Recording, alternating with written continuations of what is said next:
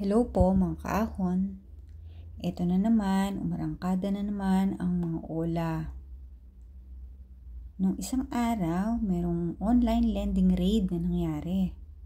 At according to PNP, nasa 200 to 300 agents or collectors ng ola ang nahuli sa Makati.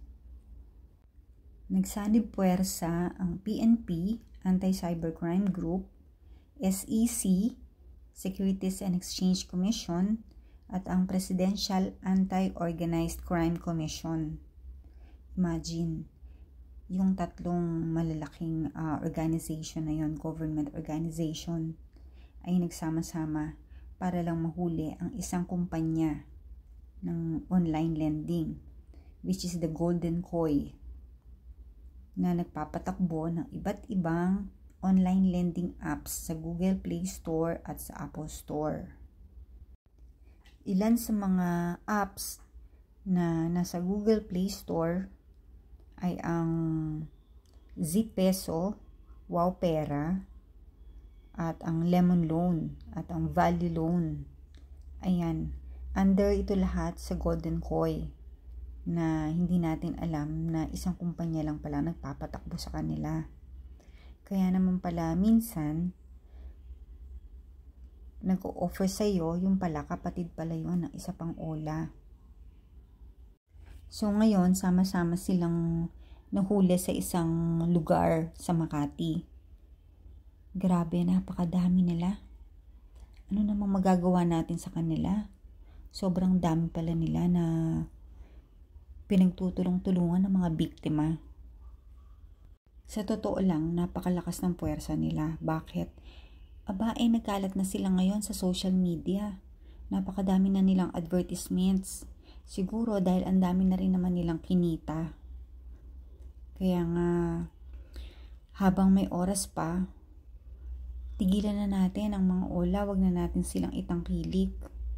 Wag na tayong umutang. Wag na natin silang i-ignore na natin ang kanilang mga advertisements, marketing strategies. Kasi pag na-lure na naman tayo sa kanila, grabe, kikita na naman sila ng kikita. At tayo na naman ang kawawa. Tatakutin tayo, kesyo idedemanda tayo, papadalan tayo ng demand letter, papapuntahin sa barangay, ipapabarangay. Ang dami nating kaso, grabe.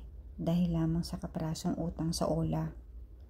Sana po magsilbing aral ang mga nasa news, mga na papanood natin sa mga videos na katulad nito, para hindi na tayo matukso sa mga ola na doon tayo umutang. Maraming mga institusyon na pwede tayo mautangan na legal katulad ng bangko.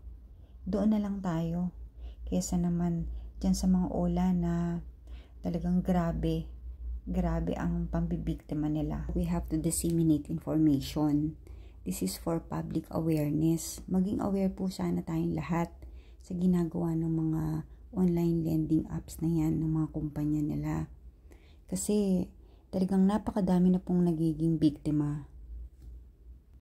Hindi po natin dapat iasa lang sa gobyerno. Kailangan po magkaroon din tayo na kung gusto talaga nating mawala ang mga ola, magkaroon din tayo ng participation, and that is through public awareness. Or wag po natin silang tangkilikin. Yun po ang importante eh. Yung wag na tayong mangutang, dapat alam natin kung legal ba yan o hindi, alam natin ang batas, pag-aralan po natin kung ano ang legal at hindi legal. Mas maganda po kung sa bangko na lang tayo lumapit kapag kailangan nating mangutang.